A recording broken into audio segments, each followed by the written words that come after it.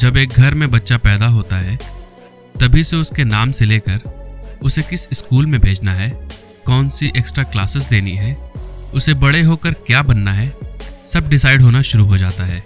इसके साथ ही बच्चे के बचपन में ही माता पिता बच्चे को एडिकेट्स, जैसे कि गार्डन में सभी के साथ खेलना, बड़ों की रिस्पेक्ट करना, किसी से लड़ाई ना करना, अपने टॉयज बाकी बच्चों के साथ शेयर करना, प्रॉपर तरीके से खाना, बैठना, चलना और ज्यादा शरारत ना करने जैसी कई बातें जन्म के बाद से ही बच्चे को सिखाने की कोशिश करते हैं। फिर शुरुआत होती है स्कूल एडमिशन की। हर माँ बाप अपने बच्चे को बेस्ट स्कूल देना चाहते हैं, लेकिन क्या गारंटी है कि बेस्ट स्कूल में बेस्ट एजुकेशन भी दी जाएगी। हाँ, अगर आप बेसिक सिलेबस की बात कर रहे हैं तो आप जरूर कामयाब होंगे, लेकिन स्किल और टैलेंट बच्चे में इनबिल्ड होता है और इस टैलेंट को आकार देकर स्किल में तब्दील किया जाता है। क्या आप अपने बच्चे के टैलेंट पर ध्यान देते हैं? चलिए एक बेसिक कॉन्सेप्ट पर चलते हैं। पहले शुरुआत स्कूल से होती है, जहां टीचर से लेकर माता पिता कंपटीशन के नाम पर कंपैरिजन में लग जाते हैं, मार्क्स के हिसाब से बच्चे का डिवीजन। लेकिन यह सिलसिला तो सेक्शन में ही शुरू हो जाता है। Section A, B, C. Section A में ज्यादा इंटेलिजेंट बच्चे, फिर बी में उससे कम और सी में उससे कम। यह डिवीजन सिर्फ किताबी ज्ञान के अनुसार होता है, जिसका स्किल और टैलेंट से कोई वास्ता नहीं। वहीं माता पिता भी अपने बच्चे के अच्छे ग्रेड्स, मार्क्स और परफॉर्मेंस के पीछे भागते हैं। वहीं जो एडिकेट्स माँ बाप शुरुआत में देते हैं, उन्हें स्कूलिंग के दौरान खुद ही भूल जाते हैं।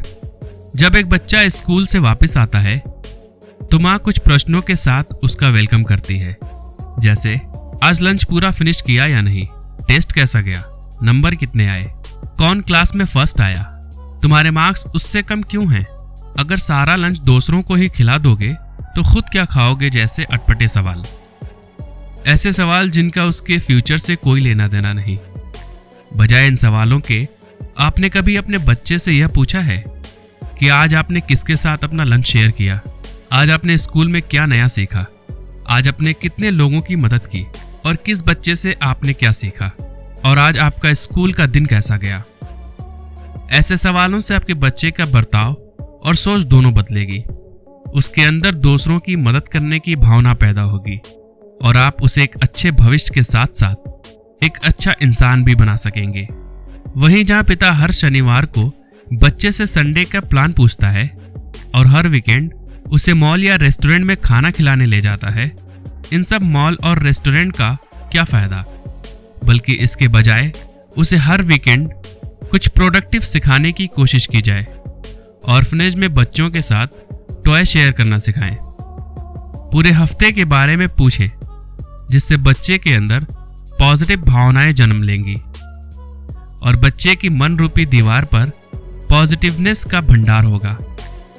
बच्चे के जीवन में केवल एक यही समय होता है जो उसकी खाली दीवार को अच्छी बातों से भरा जा सकता है।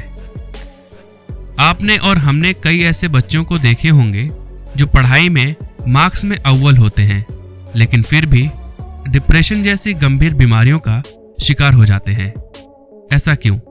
क्या उन्हें अच्छी स्कूलिंग नहीं मिली या एक्स्ट्रा करिकुलम एक्टिविटी में पार्टिसिपेट नहीं किया?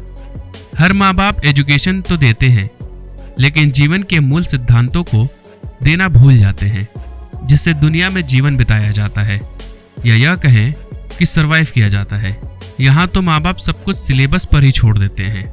बच्चों के साथ वक्त बिताना, उनसे उनके जीवन में चल रहे उतार चढ़ाव के बारे में पूछना, खुद को उनका दोस्त बताना, यह चीजें सबसे महत्वपूर्ण है। इस दुनिया की चकाचौंध में कहीं आपका फूल मुरझा ना जाए। याद रखिए, हर पेड़ पर फूल लगते हैं, लेकिन तूफान में मजबूत जड़ वाला पेड़ ही टिक सकता है। अब हम बात करते हैं उस गहराई की जहां जन्म होता है टैलेंट का। आपके अनुसार टैलेंट क्या है? गाना बजाना और नाचना? बिल्कुल नहीं, बल्कि जहां कोई सेफ जोन नहीं है लेकिन बचने की संभावना सबसे ज्यादा है। इस चीज को थोड़ा और गहराई से समझते हैं। एक बर्ड अपने बच्चों को जन्म देने के कुछ समय बाद घोंसले से धक्का दे देती है। क्यों? ताकि वो उड़ना सीखें। इसका मतलब यह नहीं कि वो उसका साथ छोड़ देती है, लेकिन वो उसे घोंसले में सदा के लिए रखती भी नहीं है। ऐसे ही आपके बच्चे का जो एक्चुअल कंपटीशन है, यानी वो जिसे आपका बच्चा सीखना तो चाहता है लेकिन उसके खतरों को देखकर आगे बढ़ने से घबरा जाता है। और कई पेरेंट तो ऐसे होंगे जो अपने बच्चे को वो करने ही नहीं देंगे जिस खूबी के साथ उसने जन्म लिया है। सबसे पहले तो आप उस खूबी को पहचानने में उसकी मदद करें जिसकी शुरुआत बचपन में ही हो जाती है। और जब आपका बच्चा उस स्टेप पर होता है जहां उसे चुनाव करना है, तो आप उसकी मदद करें, उसका साथ दें, उसे यकीन दिलाएं कि आखिर में जो भी होगा आप उसके साथ होंगे। अब बात करते हैं उस एज की जब आपका बच्चा लड़कपन यानी टीन एज में कदम रखता है। उस समय हर बच्चे में बदलाव होते हैं। इसी के साथ जरूरी है कि आप खुद में भी बदलाव लाएं। अब बारी है पेरेंट से दोस्त बनने की। साथ ही इस दौरान बच्चे को फ्रीडम की जरूरत होती है, जो किसी भी मायने में गलत नहीं है। इस टीन एज में आपके दिए हुए एटिकेट्स या परवरिश, जैसा हमने ऊपर बताया, वो बच्चे के लिए खरे सोने जैसा होगा। सही गलत की परख और नैतिकता उसके जीवन की नींव का काम करेगी। वहीं पेरेंट्स का काम है अपने बच्चे को प्रोटेक्ट करना, ना कि उसे उड़ने से रोकना। अपनी चुनाव उन पर थोपिए मत, बल्कि उनके चुनाव को सुनिए, समझिए, और अगर आपको कहीं गलत लगता है तो उसे समझाइए, ना कि डांटिए। चलिए आपको एलन मस्क के उदाहरण से समझाते हैं। एलन मस्क को आप जानते ही होंगे, स्पेस एक्स के ऑनर और टेस्ला के सीईओ, दुनिया में पहला स्थान पाने वाले करीब 300 अरब डॉलर की संपत्ति के मालिक, जिनके 6 बेटे हैं। वे अपने बच्चों को स्कूल की बेसिक सिलेबस वाली शिक्षा नहीं देते, बल्कि उनके टैलेंट के अकॉर्डिंग ही स्किल डेवलपमेंट पर ध्यान देते हैं। उनका मानना है कि हर एक बच्चा दूसरे से यूनिक है और हर किसी में संभावनाओं का भंडार है।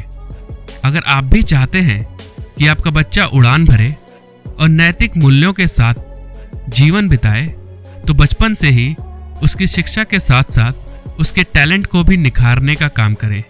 उसे इंजीनियर, डॉक्टर बनाने से पहले एक अच्छा इंसान बनाने की कोशिश करें, और आपका बच्चा टैलेंट के गुण से अपने जीवन की ऊंचाई पर खुशी के साथ होगा, जिसकी कल्पना भी आपने नहीं की होगी।